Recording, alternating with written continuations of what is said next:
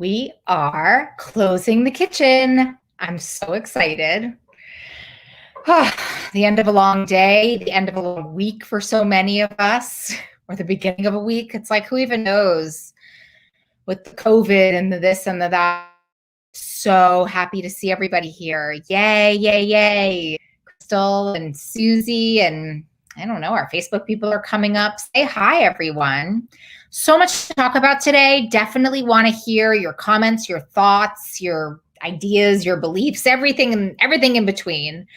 A lot to talk about. Such, so my name is Molly Carmel. I am fiercely devoted to your freedom. I'm so happy to be here with you guys. Hi, everyone. Everyone's coming in for the party. Going to get thousands and thousands soon with our Close the Kitchen, my loves. And so, we gather together on Monday nights. I think Monday night's such a great night to do it. You know what I mean? Like Monday night's the real beginning of our week. And we want to get really squared away, feeling like, gosh, we're really doing something here. And never has there been a better week for us too. I'm so happy to see you guys. Yeah. And never has there been a better week and a better moment for us to commune, my loves. Oh my goodness. Because life is sure feeling lifey over here. I don't know if life is feeling lifey over there, but woohoo, we need to talk and we need to plan and we need to get it straight. We need to get it straight. Because I don't know about you. Okay.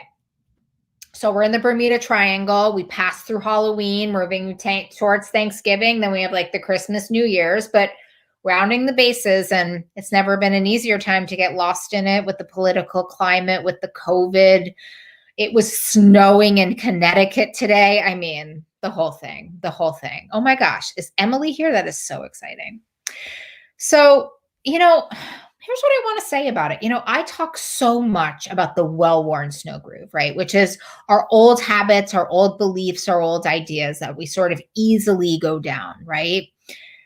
And so when we're talking about our relationship with food and creating a healthier relationship or a more loving relationship with food and ourselves, and you talk about this time right now, right? It's sort of the well-worn snow groove, like the old behavior, the behaviors that we're most accustomed to, really say, tonight's the night you get out the chips. I was just scrolling through Instagram before this and I saw like 4 or 5 people be like, so tonight's emotional eating night. And I was like, actually, tonight's Close the Kitchen. Wouldn't you know it? You know what I mean? So, us creating these new habits and these new ways and ideas of living we're really going against the grain, but I know you guys, and we're a bunch of rebels, and if anybody can do it, this crew can do it. This crew can do it. And that is for certain. I know that beyond certainty.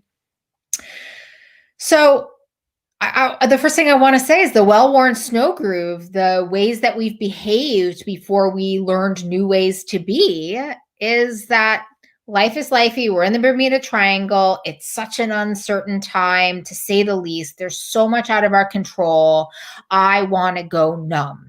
And right? And the easiest way to do that, right? Turn to the food, which, by the way, works, right? It's just that it comes at a cost, and we have to always remember that piece, right? It comes at a cost, which is often like physical, right? But really spiritual, emotional. And gosh, what is the cost on promising yourself that you're going to be one way and then crossing that limit, right? And lying to yourself. I think, for me at least, I don't know, that cost is enormous and really hurts my soul. It's the kinds of stuff like not being able to trust myself, hurting myself. That's the kind of stuff that really has gotten me. And it's really what helps, like that remembering of not wanting to be that way and not wanting to feel that way has been priceless in this creating a new relationship with food and myself. And yes, someone over on Facebook is saying that she's feeling all the feels today, right? But food is off the table. And I think that's a part of it, of course. That's a part of it. But gosh, I mean, just saying that doesn't feel like enough to me, because it's just such a hard time. And I want us to start to reframe, because that's really what it takes. Like, I don't know, we're like in a long haul a little bit. And I think we have to be really thinking about new ways to frame our new way of life. So to me, when I think about what it takes for us to create and be in healthy relationship with food and ourselves, here's what I think about, right? I think about the food, right? Which is finding like loving, nourishing, delicious food that loves you back, right? So for many of us, like that means no sugar, no flour, because that food doesn't love us back. It triggers a lot of chemicals in our brains, blah, blah, blah. You know the deal there. And also with the food, like planning it and, for many of us, like keeping to our meal times, because that's what helps to keep us grounded, right? Like I had a client and he was like, yeah, well, like, I don't know when I'm eating and I don't know what I'm eating and I'm just feeling so anxious. And I said, well, do you think any part of it might be that, like the food, when one of my mom's like famous phrases is, she says, messy food, messy life. Oh no, she says messy room, messy life. And I sometimes think when our food is really disorganized and we're in unhealthy relationship with food, that it can really permeate into like all areas of our life. Now, the only way to know if that resonates with you is if you try it out, right? I just want to put that out there. If you want to know why your food feels disorganized, maybe organize your food a little. I want to say, I think you will be beyond surprised. So I love this phrase that I heard in one of my spiritual communities. And it's like, if you never leave the basics, you never need to go back to the basics. And how that applies to us right now is that the basics of what we know work. Like I say this a lot. I don't think anything, I think I can put glitter and unicorn powder on things and make it kind of look exciting. But the true nature of what we're talking about isn't that exciting, right? I'm talking to you about planning food. I'm talking to you about finding skills to pass the time as things pass, right? And talking about connecting with other people and maybe creating a spiritual life so you can feel more grounded and more connected. I mean, this is not, I didn't invent any of that, is what I'm saying. And those are very basic concepts. And what I want to propose to you tonight and these next few weeks, and I mean, frankly, forever, but that's a really long time. I mean, that's another topic for another day, is what would it feel like right now, instead of turning to these numbing and unhealthy ways, right? And instead of turning to those things, to food, to shopping, to getting in big fights with people, if you're anything like me, right? Instead of turning to these unhealthy ways, what if we leaned hard on our basic habits? So I'm not saying like just sort of like inviting them over for like a quick drink and an appetizer. I'm like, ask these basics to move into your house, sleep with you in bed, wrap you in hugs, because that's really what we need. The thing, if you never leave the basics, you never need to go back to the basics. But more than that, my loves, the basics are reliable and they work. And if you're anything like me right now, like I am experiencing fear, uncertainty, I feel ungrounded a lot of the time. And so I am leaning hard on the things that I know work, the basics, right? The basics. And over on Facebook, somebody's saying, the basics allow the rest of our lives to be glittery, which I agree with wholeheartedly. But during these times, it also allows for us to feel a stability, right? Really leaning on what works and what feels good to you, like what and by feels good to you, what I mean is helps you feel esteemable, right? Helps you feel like you're acting in self-love, like leaning in on these behaviors is not just going to get you through this time, but it's going to get you through this time and help you to feel grounded and help you to feel like, that serenity prayer, like change the things you can, like changing the things you can and leaning hard on the things that work. Here's the other thing about this, what I'm saying is also these basics are all evidence-based. Like everything that I'm telling you is like nothing I invented, right? There's just a ton of evidence that supports there's just a ton of evidence that supports that planning your food helps you to like stick to what you want, right? There's a ton of evidence that supports that. If you take the quiz in my book, Breaking Up with Sugar, and, you're in an unhealthy relationship with sugar, giving that up will really, really work for you. There's a ton of evidence that supports creating a toolkit of skills that you're going to use or distractions that you're going to use so that you don't turn to food and you don't allow food to be a skill. And my favorite of all of them, and gosh, if there's ever a time that we need to be connected, that our hearts need to be connected to other hearts, it is right now for 1,000 reasons. But the one I will give you is that the opposite of addiction is connection. And so the more whole that we can feel, the more connected, the more, yes, I get you, I hear you, I'm with you, the less we're going to need to turn to food and other habits to numb ourselves. And numbing ourselves is never our best work. I need to put something out there. You may turn to numbing yourself. These are really hard times. We are in unprecedented times.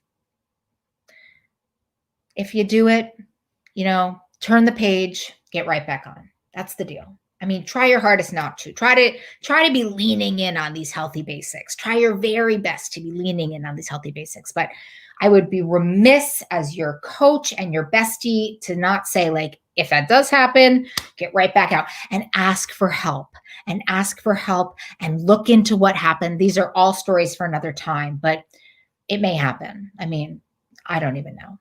We don't even know what's happening right now, but relying on that power circle. So leaning in on things that work. And me, I am like the queen of her morning rituals. I'm the queen of her evening. I'm the queen of rituals, right? I'm praying, I'm meditating, I'm journaling, I'm with spiritual community. So you're in good company, and I think what I'm saying, there's a lot to do. There's a lot to do. There's a lot to try. There's a lot of basic things that you can use as the foundation of feeling safe, of feeling connected, frankly, of feeling useful. There's a lot of uncertainty going on right now, beyond a shadow of a doubt. There's a lot of scary things going on right now, beyond a shadow of a doubt. And the world needs us, and the world needs us whole, and the world needs us devoted, and the world needs us fighting for what is fair and right. And the only way we can do that is to be staying out of these habits that numb us. That's the other piece of this, right? Like when we go numb, there's this beautiful piece of data. I think it's from Brene Brown. I always want to talk about Brene Brown, but she talks about in her data that when we're unwilling to feel negative feelings, it also cuts us off from our positive feelings, right? So being present, being awake, being aware, and then using these skills to pass the time of when we're having difficult feelings. So Carrie over on Facebook, I don't really know how to find it, but it's saying like, I'm just going to sit in my feelings. And we're going to be talking about this on my membership site about like, we don't have to sit and like grit through our feelings. We can distract, we can call people, we can connect. We are going to be having uncomfortable feelings. Today, every day in life. That's just the truth of it, but we're stronger than we know. We get through this together. And when we don't turn to food and other things to numb ourselves, we give not just like ourselves and our relationship with food and our relationships with self a real fighting chance, but we also allow for ourselves to be available, awake, and aware for the world that needs us. And those are like equally important right now. You guys know me, like love and be loved, show up, be of service for others is such an important piece of this, but also can't give what you don't have, right? So really rooting in and leaning hard on the basics in your relationship with food and the basics in your relationship with yourself, and holding on to them for dear life may make it so that, turning to the ice cream when it feels really uncertain and scary is less of an option. What feels like a road like this can just feel like a road like this, taking care of yourself in new ways is a part of this new thing. And this is the time to try it. I just want to say this one more thing, and then I'm going to let y'all go. But can you imagine when the COVID clears up and We figured out this election stuff because, I was with my acupuncturist today and he reminded me of this. Everything passes, the good, the bad, the otherwise. And you can say, well, during COVID, I broke up with sugar and I created a new relationship with myself and with food. And it's never going to feel that hard, right? So think about that. You're doing this during an uncertain and impossibly hard time. So the rest of it might feel like gravy, or I guess I have to think of less of a food reference there. It all passes, the good, the bad, the otherwise. So anyway, my love, shall we close the kitchen? Here's what we do. Put our hands on our hearts. And tonight we put our hands on our hearts hard. We put it on for ourselves and for our own recoveries, for the recoveries of other people in our community, for the recoveries of people who don't have it, and for all the world. And then we close the kitchen. So let me hear who's closing the kitchen tonight.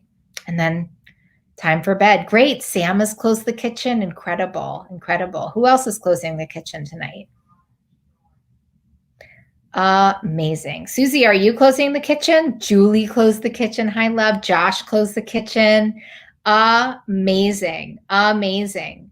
Lisa's closed the kitchen. Incredible. Lizzie's so good to see you. Lizzie's closed the kitchen. Deborah's closed the kitchen. Jamie, Laura, Mary, Adriana, Mimi, Angela, Crystal. Oh my gosh, Diane, Blessed Diva. Cheer up. Mwah, love you, love you. Ronnie, Lee, Jean, Nicolene. Hey, girl. Bonnie, awesome, awesome. The Real Nurse Rosie, amazing, amazing. Listen, Randy, incredible. Listen, you are Kristen, amazing. Listen, I leave you with this. I promise you, I pinky swear you with all of my heart and all of my soul. I'm a lot of things, but I'm not a liar. I will always tell you the truth. You are stronger than you know. Do not knock this stuff until you tried it. You want to come back to me and say, Molly, I tried everything. I leaned so hard on the basics, and then I went to the ice cream. I'll be like, go on with yourself. But if you don't try it, you don't know it. And you are worth trying this. You are worth not going to the food to numb. You are. And again, if you go, it's okay. Nobody melts. We try again. We try again. We try again. We try again. We never know which time works. So there's two kind of opposing ideas living together in harmony.